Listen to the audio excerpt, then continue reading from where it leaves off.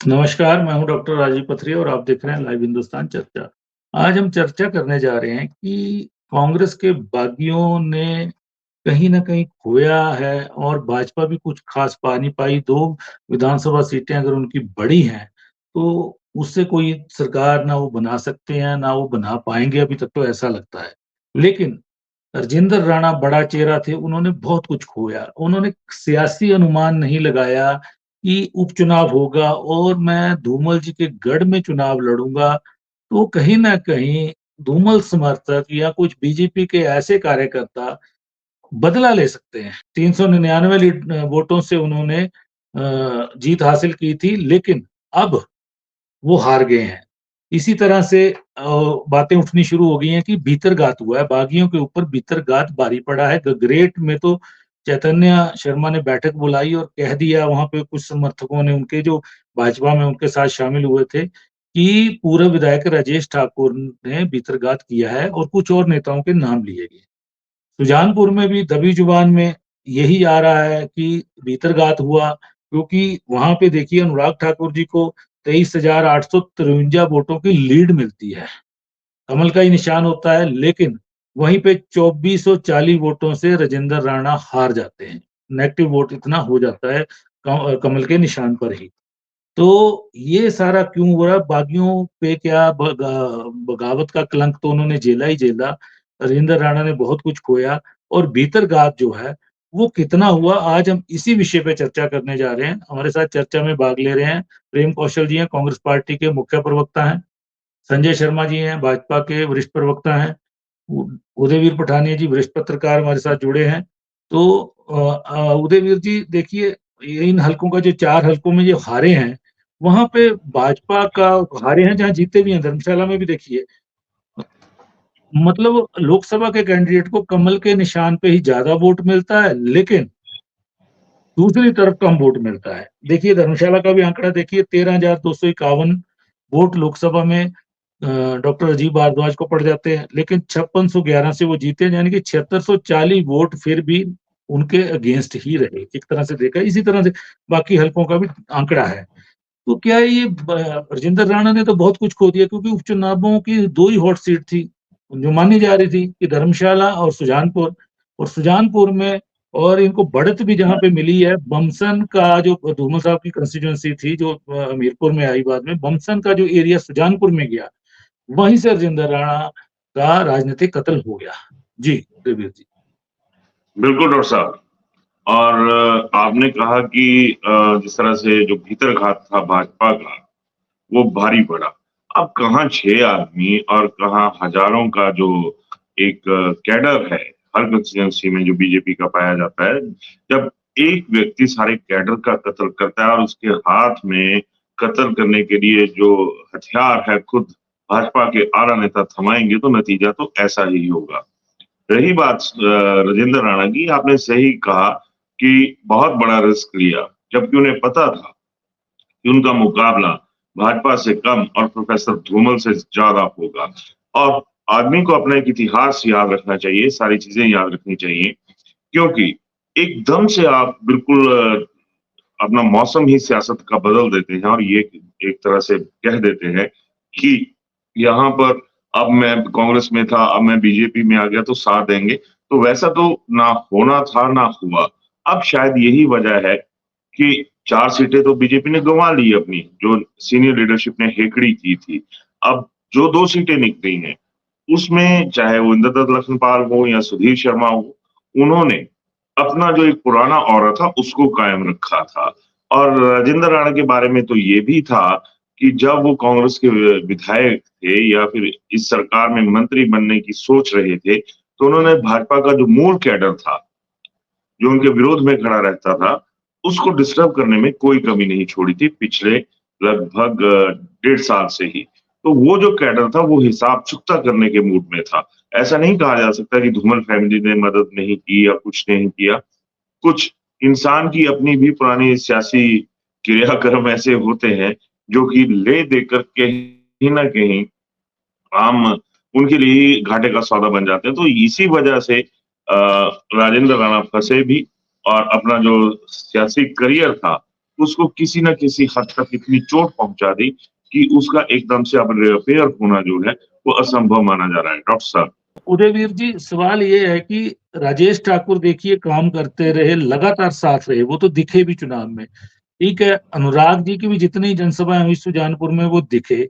धूमल जी ने भी वरिष्ठ कार्यकर्ता सम्मेलन किए, लेकिन वर्कर में एक टीस थी कि मुख्यमंत्री हमने खोया क्योंकि धूमल साहब की कंस्टिट्यूएंसी बदली गई। हमीरपुर से उनको लड़ा दिया गया कि सुजानपुर को भी हम जीत लेंगे, हमीरपुर में तो कोई भी जीत जाएगा। तो वहाँ पे तैयारी कह लीजिए या कहीं अति उत्साह था, तो भाजपा हार गई उस समय। पिछली बार बदला लेते-लेते चंद वोटों का महज इत्तेफाक रहा, नया कैंडिडेट दिया था, उससे राजेंद्र राणा जीत के बच गए। लेकिन अब उसी कैंडिडेट से वही कैंडिडेट गया रंजीत राणा गए, कैप्टन रंजीत राणा कांग्रेस में। उन्होंने ही उनको हरा दिया और वोट उस बेल्ट से हार-जीत के पड़े हैं, जो कि बमसन की बेल्ट रही है, जो सुजानपुर में आई है, डिलिमिटेशन के बाद आई थी। जी। सवाल ये है, अब राजेंद्र राणा के समर्थक तो बातें उठा रहे हैं क्योंकि राजेंद्र राणा के साथ देखिए कांग्रेस भी नहीं चल पाई पूरी। जो कांग्रेस उनकी उनकी लगाई हुई आधी कांग्रेस थी, वो भी पूरी तरह से नहीं चली। वो भी उन्होंने कहीं-कहीं खोया क्योंकि जो बगावत का कलंक लगा वो कहीं न कहीं था। कांग्रेस भी रंजीत राणा के साथ चली और जो है हार-जीत का मार्जिन है, वो उन्होंने पूरा कर दिया पुराने बमसन के इलाके में। बिल्कुल ठीक कहा आपने कि जो बमसन की एक बेल्ट थी इसमें आई और उन्होंने बिल्कुल साथ नहीं दिया। अब सवाल फिर वहीं पे घूम जाता है कि जब एक चुनौती जो कांग्रेस के माफ़ी चाहूँगा जो भाजपा के एक शीर्ष नेता रहे हैं प्रोफ़ेसर धूमल, उनका आपने बिल्कुल ठीक कहा कि पहले हमीरपुर, हमीरपुर से सुजानपुर और एक जिस तरह से उस दौर में सीनियर लीडरशिप के मामले में प्रोफ़ेसर धूमल को खत्म किया गया था। इस बार वो मास बेस जो थी वो जो एक सियासी कत्ल खाना था वो खुला और इस कत्ल खाने में तमाम जितने भी कत्ल हुए वो भाजपा के कैडर के हुए और यही वजह रही कि उस कॉन्स्टिट्यूएंसी में जिसमें एक बार इन्होंने अपना मुख्यमंत्री भी के जो पद के जो घोषित उम्मीदवार थे उन्हें हराया था, तो दूसरी तरफ भी यही एक फैक्टर कहीं न कहीं काम किया कि सुविधा की सियासत के लिहाज से राजेंद्र राणा काम कर रहे हैं। और यही वजह रही कि उनका काम तमाम होने में कोई देरी नहीं लगी। मैं यहाँ पे ये भी कहना चाहूँगा कि अगर सुजानपुर सीट जो है वो कांग्रेस में ने जीती है, तो उसमें कांग्रेस की रत्ती भर भी काबिलियत नहीं है। वहाँ पर विदिन बीजेपी के साथ, बीजेपी के कैडर के साथ जो पुराने जुल्म-ओ-सितम सियासी तौर पर हुए थे, वो तमाम उनका हिसाब बराबर हुआ है। अगर कोई कांग्रेस का नेता ये कहे कि हमने सीट निकाल दी तो ऐसा नहीं है। हाँ, हथियार ज़रूर बीजेपी का उठाया था बीजेपी में गए हुए राजेंद्र राणा को खत्म करने के लिए। डॉक्टर साहब।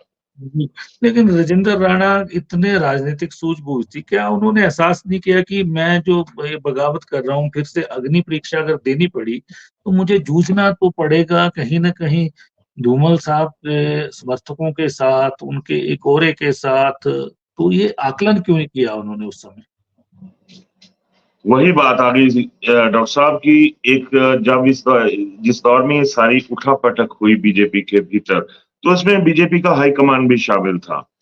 ज़ाहिर-सी बात है कि 6 टिकटें देनी है, 6 उपचुनाव करने हैं, 6 बागी लेके आने हैं, तो उसमें अमित शाह, मोदी डॉक्टर नड्डा डॉक्टर राजीव बिंदल और जयराम ठाकुर, इनका रोल रहा होगा। इन 5 लोगों के रोल से इनकार नहीं किया जा सकता। लेकिन उस दौर में ये भी था कि जब चाहे, जब दिल करे किसी भी नेता को पटक के रख दो, क्योंकि किसी की जुबान नहीं खुलती थी उस माहौल में बीजेपी के अंदर। उसी माहौल में ये फैसला हुआ और ज़ाहिर-सी बात है कि जब बीजेपी में ऐसा माहौल था, तो राणा भी इस माहौल का ये जो एक मायावी इंद्रजाल सियासत का फैला था, इसमें वो उलझ गए थे। उन्हें भी लगा कि जब ऊपर से आदेश आएँगे, तो नीचे कैडर की ऐसी की तैसी इन लोगों को मुझे सपोर्ट करना पड़ेगा।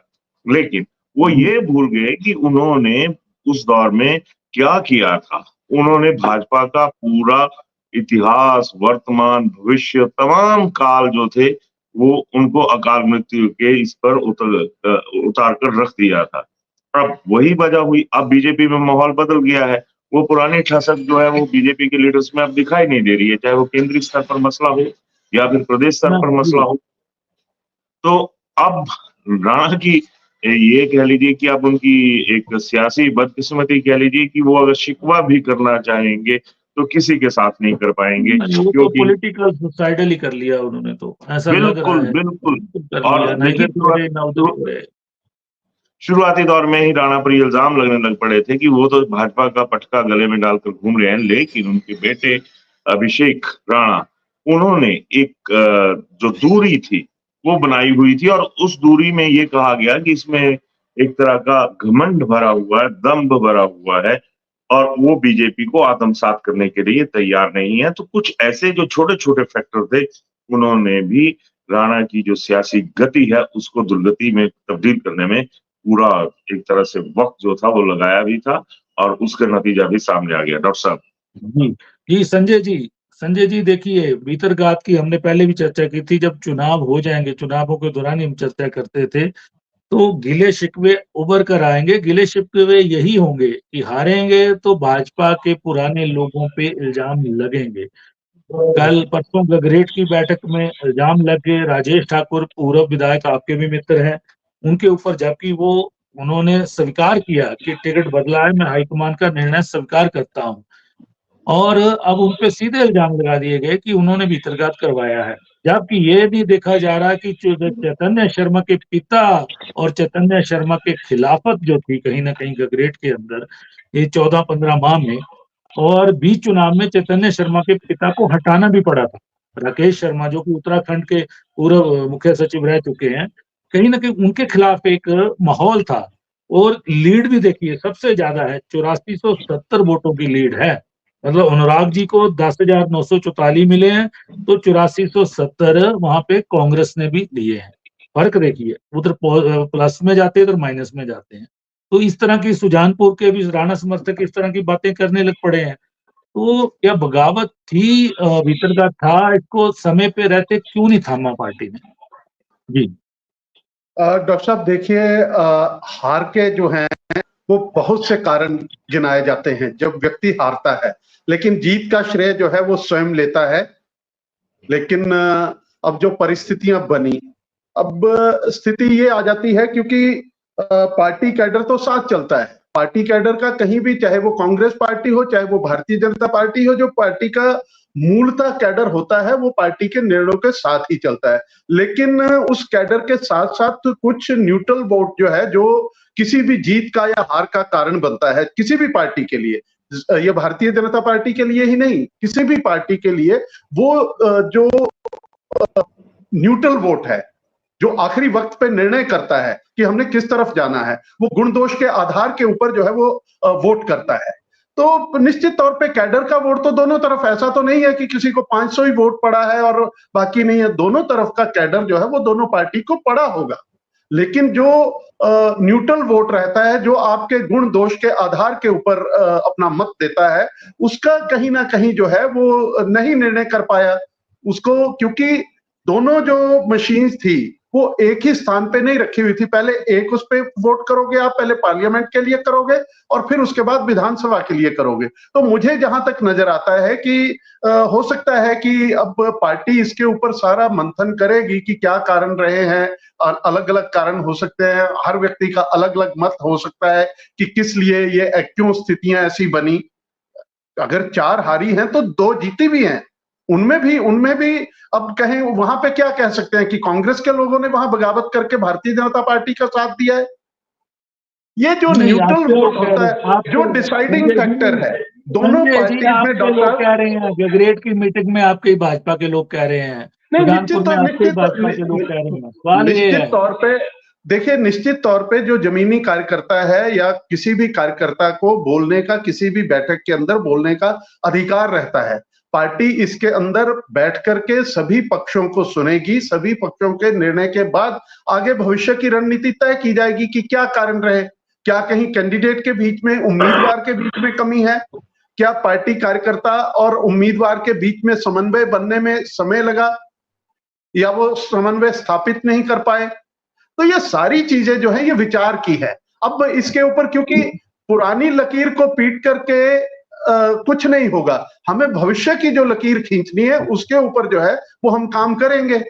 अब क्या कारण रहे, क्या नहीं रहे, कौन चला कौन नहीं चला, क्योंकि लोकसभा के भी चुनाव, या तो सिर्फ विधानसभा का चुनाव होता तो हम बड़ी अच्छी तरह से इसका अंदाजा लगा सकते थे कि कौन आखिरकार तो कार्यकर्ता फील्ड के अंदर था, काम कर रहा था, जमीनी कार्यकर्ता काम कर रहा था। राजेश ठाकुर हैं, वो लगभग 24 में से कम भी 19-20 घंटे जो हैं वो दिन से, सुबह से लेकर के रात तक जो है वो उनके साथ काम करते रहे।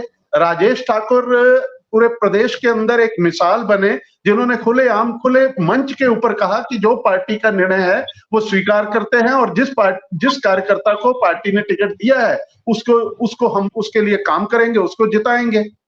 अब निश्चित तौर पे कहीं पे अलग अलग कारण है, जो कारण धर्मशाला में रहे वो हो सकता है गगरेट और कुटलैहड़ या सुजानपुर में ना रहे हों, और जो कारण वहां रहे वो यहाँ नहीं रहे। अलग अलग परिस्थिति है, अलग अलग मतदाता का अपना सोचने का तरीका है, और क्या सोच करके मतदाता ने, और इसमें मैंने वही कहा कि जो मूल कैडर है वो पार्टी को, दोनों पार्टीज को आया है। जो स्वतंत्र सोच वाला मतदाता है उसने अपना मत जो है वो गुण और दोष के आधार पे किया है। तो मुझे तो यही कारण नजर आता है, पार्टी में कहीं भी कोई फूट नहीं थी। नहीं, सुजानपुर का जो उदाहरण है संजय जी, वो स्वतंत्र सोच वाला मतदाता क्या ओल्ड बम्सन का ही था जो सुजानपुर में आया है? नहीं, ऐसा नहीं है, ऐसा नहीं है। दूसरी चीज ये भी है कि एक मनोवैज्ञानिक आधार के ऊपर भी मतदाता जो है वो किसी भी पार्टी का हो, मनोवैज्ञानिक आधार पे जो है वो निर्णय लेता है। अब कल की आप घटना अगर एयरपोर्ट की भी ले लो तो वो कोई सुनियोजित नहीं था, वो जो घटना है वो भी एक मनोवैज्ञानिक आधार के ऊपर हो गई। तो ऐसी ही बातें जो है वो मनोवैज्ञानिक आधार उस क्षेत्र का क्या रहा हो, आखिरकार वो क्षेत्र पहले किसी और विधानसभा क्षेत्र में था, डिलिमिटेशन में जुड़ करके उधर आया, तो वहां का सोचने का तरीका और सुजानपुर का सोचने का तरीका अलग अलग हो सकता है। इसलिए वहां के मतदाता की क्या इच्छा रही, किस तरह से हुआ, मतदाता की इच्छा तो आ गई और कई लोगों को घर बिठा दिया। लेकिन एक सवाल है, हमने इसी मंच पे चर्चा की थी जब अमित शाह जी आए थे, उदय जी भी शायद साथ थे उस समय, तो उस समय एक कहीं ना कहीं भीतरघात होने की शिकायतें आपके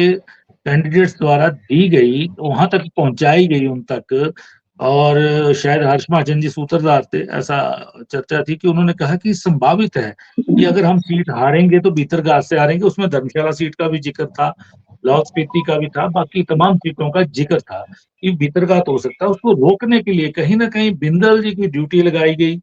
हालांकि लिस्टें सबने दे रखी थी कि ये लोग ये कर रहे हैं, लेकिन कुछ समझदार निकले, सुधीर शर्मा जैसे लोग समझदार निकले, उन्होंने आप लोगों को अपने साथ भी चलाया, और जो काम को उनको लगा कि गलत कर रहे हैं उन्होंने इग्नोर किया। उनको लगा कि बीच में अगर कोई कार्रवाई होगी तो उल्टा पड़ सकता है, काडर नाराज हो सकता है। लाहौल स्पीति में आपने 11 लोग बाहर निकाले, ठीक है, रवि ठाकुर जी ने लिस्ट दी कि ये लोग काम कर रहे हैं, और तमाम बीजेपी मार्कंडे जी के साथ चली गई, और मार्कंडे जी नंबर 2 की पोजीशन पे रहे और जमानत तक खो दी। और सुनने में ये भी आ रहा है, जैसा कि एक वहां का एक विश्लेषण करके हम देख रहे हैं कि बाद में भाजपा के ही लोगों ने देखा कि जो मार्कंडे से नाराज भी था एक भाजपा का गुट, उन्होंने देखा कि नहीं, मार्कंडे नहीं जीतना चाहिए, उन्होंने वोट शिफ्ट करा दिया, जमानत तक चली गई। वो भी एक उदाहरण हुआ है आपके चुनाव में।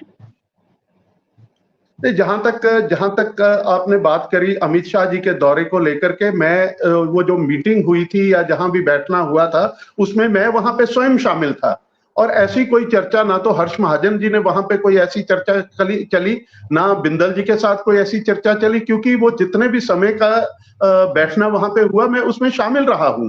तो उस तरह का कोई ऐसा जो है, ऐसा विषय जो है, ये मीडिया के क्यास हो सकते हैं कि ऐसी चर्चा हुई, लेकिन वहां पे कोई चर्चा नहीं हुई। जो भी 1 डेढ़ 2 घंटे बैठने का कार्यक्रम था उसमें पूरे कार्यक्रम के अंदर मैं शामिल रहा। संजय जी, आपको कोई साथ नहीं रखा होगा अमित शाह जी ने कि आप 1.5 घंटा मेरे साथ ही रहो, ऐसा नहीं होता। राजनीतिक लोग 5 मिनट में भी चर्चा कर लेते हैं। नहीं,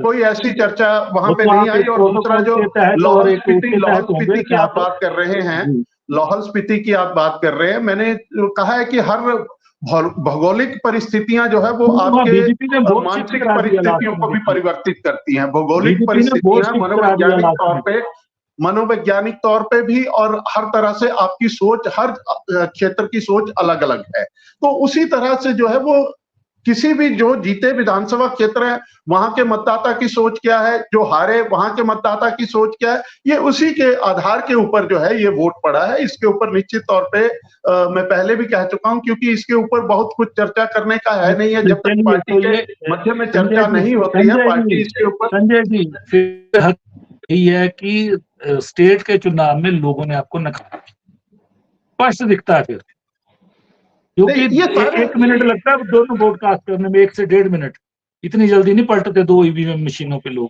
नकारा है फिर बुरी तरह से, आंकड़ा आप चाहे उसका उठा लीजिए, नकारा है, राज्य के चुनाव में नकारा है आपको, बीजेपी को नकारा है। नहीं डॉक्टर साहब, नकारने की बात तो तब आती है कि कोई भी सीट जो है वो भारतीय जनता पार्टी जो सीट हारी है वो कोई 15,000, 20,000, 25,000 से हार गई, उसको तो नकारा जाना कहा जा सकता है। लेकिन चंद सैकड़ों के और अगले चंद सैकड़े या कुछ हजार, 2,000, 8,000 वोट के बीच में इसको आप नकारना नहीं कह सकते हैं। जी चलिए, धर्मशाला का विश्लेषण करेंगे, वो सीट कैसे जीती गई है।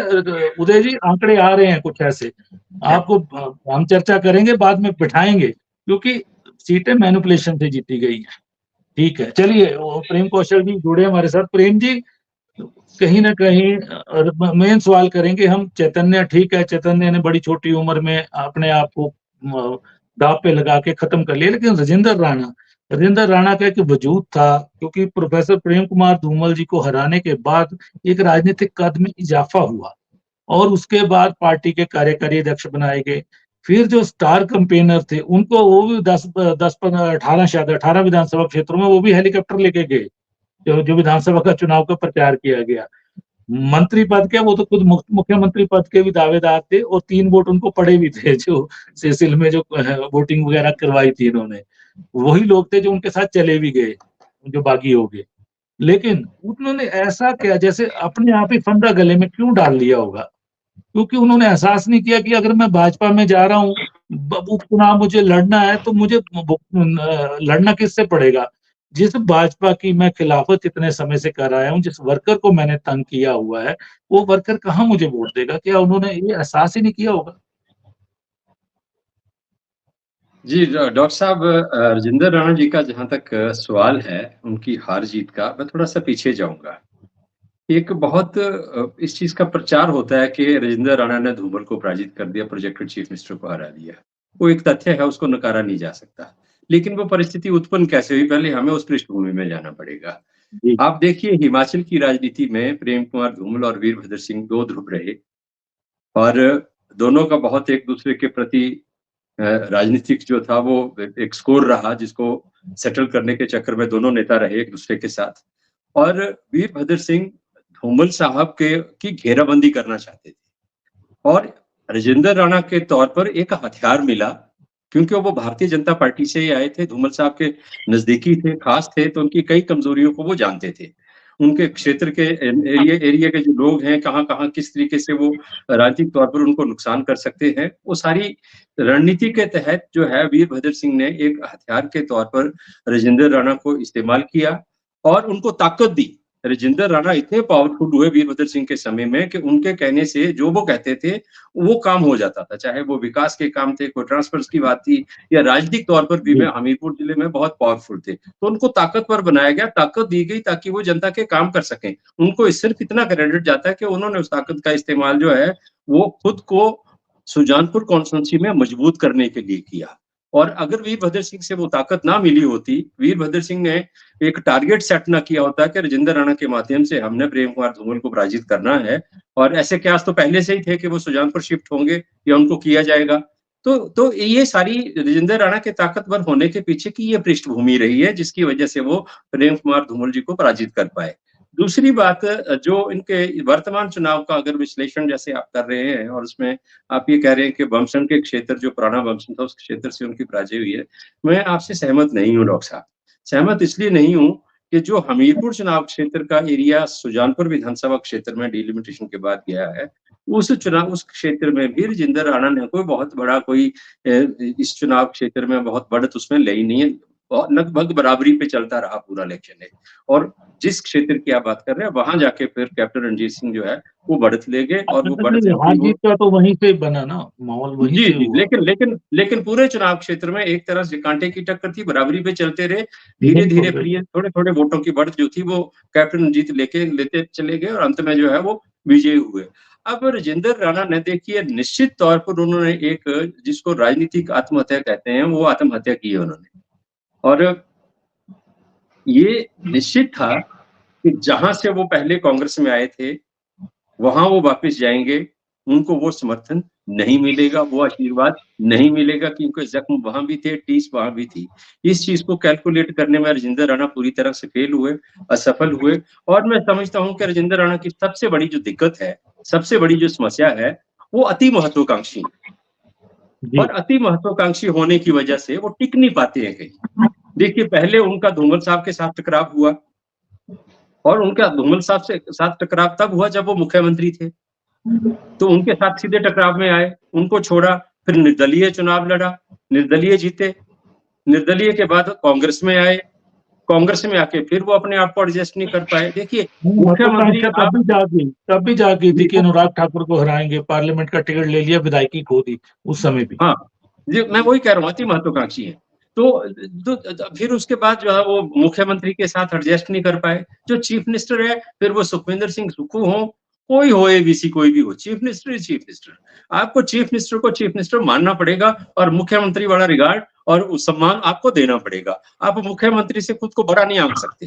तो ये एक ईगो और एक जो एक भ्रम राजेंद्र राणा के अंदर रहा, वो कांग्रेस पार्टी में आकर भी एडजस्ट नहीं कर पाए। अब राजेंद्र राणा कहते हैं कि मैं भाजपा छोड़ी तो मुझे भाजपा से अपमानित किया गया, मैंने इसलिए छोड़ी, धूमल ने मुझे जलील किया।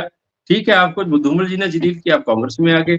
अब कांग्रेस से भारतीय जनता पार्टी में चले गए, तब भी यही कह रहे हैं। तो कहीं ना कहीं मैं कहता हूं कि कमी और कमजोरी राजेंद्र राणा के अपने अंदर रही है। और वो कमजोरी और कमी जो है राजेंद्र राणा की, वो है कि वो अति महत्वाकांक्षी हैं, और वो कहीं भी अपनी महत्वाकांक्षा के चलते जो है वो कॉम्प्रोमाइज नहीं कर पाते हैं परिस्थितियों के साथ, और अपने आप को फिट नहीं कर पाते हैं। तो जब फिट नहीं हो पाते हैं तो फिर वो निश्चित तौर पे वो फिसल जाते हैं, टिकते नहीं है एक जगह। और ये जो कदम उन्होंने उठाया, निश्चित तौर पर ये कदम उनके लिए पॉलिटिकल सुसाइड है एक तरह से। और उस चुनाव क्षेत्र में जीत हार की जो बात है डॉक्टर साहब, देखिए अगर इसका जीत का श्रेय अगर कोई प्रेम कुमार धूमल जी को देना चाहे, ये राजनीतिक परिस्थितियां कुछ भी हो सकती हैं, नहीं, नहीं, लेकिन मैं प्रेम उससे कुमार सहमत। धूमल जी तो पार्टी के साथ चले हैं। उनका जी, वो मैं वर्कर में उसमें मैं देखिए, वर्कर बिल्कुल वर्कर मैं लीडर उसमें के मैं भी लिए सहमत नहीं इमोशनल हूँ उस चीज होता से। है, हाँ, वर्कर लीडर के लिए लेकिन इमोशनल ये होता है। ठीक है, ये जो जी डॉक्टर साहब, ये जो राजेंद्र राणा की छवि बनी कि कभी इधर कभी उधर, कभी कांग्रेस में कभी भाजपा में कभी निर्दलीय, इस छवि ने राजेंद्र राणा को बहुत डैमेज किया है, बहुत नुकसान किया है। और मैंने जब ये सारा घटनाक्रम हुआ था, तो मैंने लोगों से सुना है, लोगों को कहते हुए कि नहीं, ये नहीं, ये टिकदा नहीं एक जगह, इसको इस बार रख लो, इस बार हराना है राजेंद्र राणा को। और शुरू में तो मैं आपको कहूं कि इतना भयंकर राजेंद्र राणा जी के खिलाफ माहौल था कि ऐसा लग रहा था कि बहुत ज्यादा वोटों से इनकी जो है वो डिफीट होगी। लेकिन निश्चित तौर पर मेहनत भी की होगी, काम किया होगा, उसमें तो वो मेहनती तो है, इसमें कोई दो राय नहीं है। और निश्चित तौर पर अगर धूमल का और अनुराग का समर्थन राजेंद्र राणा के साथ नहीं होता, तो राजेंद्र राणा की हार मैं समझता हूँ कि 10,000 से ज्यादा वोटों से होती। जी, तो ये बिल्कुल, कहना कि बिल्कुल, ऐसी हाँ, अपेक्षित की जा रही ये थी। मैं बिल्कुल। लेकिन ये हो सकता है कि भारतीय जनता पार्टी के कुछ जो कार्यकर्ता है, देखिए ये राजेंद्र राणा की समस्या क्या है। आपने एक चीज कही राजेंद्र राणा जी के बारे में कि कांग्रेस के लोग भी जब ये कांग्रेस में थे इनके साथ नहीं चले। उसका कारण ये है कि किसी को अकोमोडेट ही नहीं करते हैं। ये सिर्फ अपनी एक टीम बनाकर राजनीति करना चाहते हैं, ये दूसरे लोगों को अकोमोडेट ही नहीं करते, इसलिए लोग इनके साथ नहीं चलते हैं। तो यही वजह जी। भारतीय जनता पार्टी में जाके भी यही यही कारण रहा कि लोगों ने खुलकर इनका समर्थन नहीं दिया, साथ नहीं दिया। और कहीं ना कहीं मैं समझता हूं कि लोगों ने अपनी जो भावना है उसको वोट के माध्यम से भी व्यक्त किया। और ये जो देखिए इस चुनाव में एक चीज तो स्थापित होगी डॉक्टर साहब, बात सुजानपुर की नहीं है, पूरे हिमाचल प्रदेश में स्थापित हो गई कि ये जो दल बदल की राजनीति है, हिमाचल के लोग इसको पसंद नहीं करते। और अब तो देश में जी। मैं समझ रहा हूँ ये रिजेक्ट होगी। अब महाराष्ट्र का उदाहरण आपके सामने है।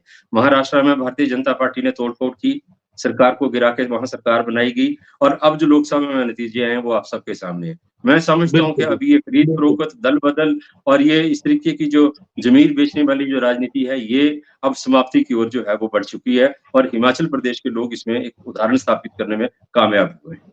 जी, चलिए मैं अंतिम सवाल ले लेता हूँ उदयवीर पठानिया जी से। उदयवीर जी, जो 4 लोग हैं, अब इन चारों का आप राजनीतिक सफ़र मानते हैं कि भाजपा में जारी रह पाएगा या विराम लग जाएगा? क्योंकि वहाँ वीरेंद्र कंवर हैं, मार्कंडेय जी ने अपना मंच बना दिया है कल, ठीक है? देर-सवेर मार्कंडेय जी को भी उम्मीद है कि जिस तरह से उन्होंने परफ़ॉर्म किया है, भाजपा उनको लेगी, ठीक है? बिल्कुल। राजेश ठाकुर पे आरोप लग रहे हैं, उससे वो ज़ाहिर है मजबूत होंगे कहीं न कहीं पार्टी के अंदर, क्योंकि उन्होंने तो समर्पण कर दिया था।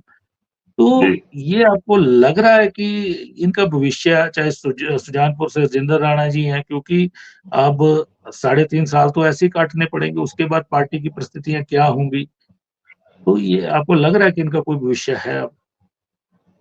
सर, ये तो एक छोटे-सा जो सियासत का कुआँ होता है ना, उसके मेंढक बन के रह गया। क्योंकि जो भाजपा का पूरा समंदर है, उसके भीतर कितनी सुनामी आई हुई है। आज देखिए क्या हालत है, मेरे सामने टीवी लगा हुआ था, तो मैं देख रहा था कि अनुमोदन किसी और से करवा रहे। उसके बाद ना प्रस्ताव तो खैर राजनाथ सिंह जी ने रखा। तो कहने का भाव ये है कि इन लोगों का अब करियर नहीं बचा है भाजपा के भीतर, ये बात तय मान के चलिए। डॉक्टर मार्कंडेय का ज़िक्र किया, उन्होंने लाहौल में विकास मंच बना दिया। तो ज़ाहिर-सी बात है फिर डॉक्टर रामलाल मार्कंडा का विलय नहीं होगा, फिर लाहौल विकास मंच जो है उसका विलय भाजपा में होगा, यानी ईवीएस वे। दूसरी तरफ राजेश ठाकुर की बात करी, गगरेट में आपने, तो उनको पहले कह दिया गया था कि बीजेपी का हाई हेडेड देखना, कितनी एक दिमाग जो था वो 7वें आसमान पर था। खबर यहाँ तक आई कि राजेश ठाकुर को ये बोल दिया गया कि आप फतेहपुर। यहाँ पर चैतन्य को जिताइए और खुद फतेहपुर का रुख कीजिए। यानी वहाँ पर राकेश पठानिया जी ने नूरपुर से फतेहपुर भेजा गया था, उनको भी डिस्टर्ब करना था, सारी चीज़ें करनी थी, लेकिन सियासत है। और यही वजह रही कि राजेश ठाकुर गगरेट में बराबर डटे रहे, हक वहाँ का भी नहीं छोड़ा और हक जो फतेहपुर में मिल रहा था, उसको भी खुले मन से स्वीकार नहीं किया।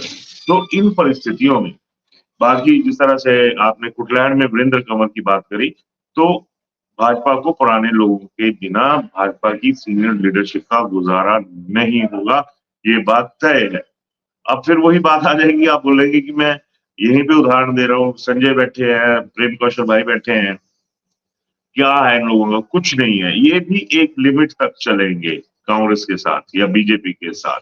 तो जब अपने ही लोगों का एक तरह से बेवफ़ाई का सामना करना पड़े, उन लोगों को बेवफ़ाई का सामना करना पड़े जो कि लगातार वफ़ा निभा रहे हैं इस सारे प्रकरण में, तो ज़ाहिर-सी बात है कि आने वाला दौर तो फिर वो शुद्ध भाजपा और शुद्ध कांग्रेस का हो सकता है, बशर्ते इन दोनों दलों के नेताओं का जो दिमागी शुद्धिकरण है, वो हो जाए। डॉक्टर साहब। जी, चलिए चर्चा को विराम देते हैं। तो आज हम चर्चा कर रहे थे कि बगावत के ऊपर भीतरघात कहीं न कहीं भारी पड़ गया। भीतरघात किया नहीं गया क्योंकि वर्कर, चाहे हम कुटलैहड़ की बात करें, 14-15 माह से मतलब वीरेंद्र कंवर और उनका वर्कर भिड़ रहा था देवेंद्र भुट्टो के साथ। काफ़ी मतलब ऐसी चीज़ें चल रही थी कि द्वेष की राजनीति शुरू हो गई थी, तो वर्कर ने देखा कि अब मौका आया है तो निपटा दिया जाए। सुजानपुर का भी यही हाल था, बाकी जगहों का भी यही हाल था, गगरेट का भी यही हाल था। कहीं न कहीं चैतन्य शर्मा की राह में काँटे उनके पिता ने बोए, उनके पिता बहुत महत्वाकांक्षी रहे और वो चाहते थे कि बेटा पहली बार बना है, वो सीधा मंत्री बन जाए, ठीक है? मंत्री जब सुधीर शर्मा जैसे कदावर नेता और राजेंद्र राणा चूक गए, तो चैतन्य शर्मा का पहली बार चुन के आना कहाँ बन पाना था। उन्होंने तो चैतन्य शर्मा ने भी अपने करियर पे बड़ी ब्रेक लगा ली है। ये ब्रेक कितने लंबे समय तक लगेगी। वहीं राजेंद्र राणा, बड़ा नाम, बड़ा कद, राजनीतिक कद, अचानक से एक अंधेरे साए में डूब गया है। तो ये उपचुनावों में इन्होंने कहीं न कहीं माना नहीं कि कहीं भाजपा के ही कुछ तबका भाजपा का इमोशनल वर्कर जो लीडर के लिए वोट करता है, वो हमारे खिलाफ हो सकता है। क्योंकि लोकसभा का वोट भाजपा को पड़ा, लेकिन विधानसभा का वोट कांग्रेस को पड़ा। यहीं से पता लग जाता है कि प्रदेश की जनता ने जो दल बदल की राजनीति उसको स्वीकार नहीं किया और भाजपा को इस मामले में वोट नहीं दिया। तो आज हमने इसी विषय पे चर्चा की। आप सबने चर्चा में भाग लिया। मैं आप सबका धन्यवाद करता हूँ।